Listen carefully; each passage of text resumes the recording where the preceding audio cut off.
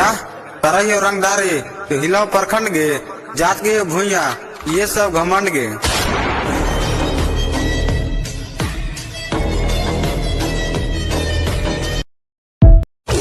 अरे लंका में हनुमान जी के और पृथ्वी पर भूया ब्रांड के झुका दे रे झमकैला से होए मारत मारत खाल खींच ले।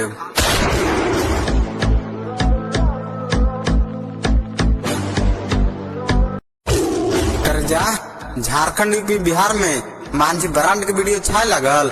आजकल भूया जी ट्रेनिंग में आवे लागल।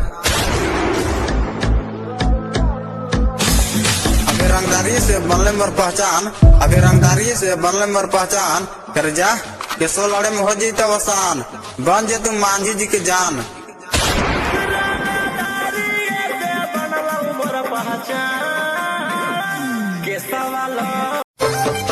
अरे इंस्टा पर फेमस बानी यूट्यूब पर फेमस करावा। अरे इंस्टा पर फेमस बानी यूट्यूब पर फेमस करावा। मांझी ब्रांड का न्यू सीरीज आ गई।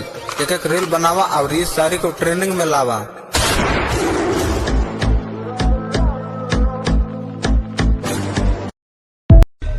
अरे आंख देखे तो मारल जेबे, हाथ जोड़ लेबे तो माफी बा।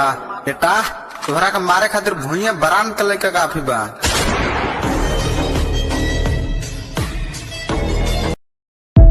अरे नक्शों को मुहताज नहीं, आपने राहें खुद बनाते हैं। शेरों का सावत शेर हैं, इसलिए तो हम भूया ब्रांड कहलाते हैं।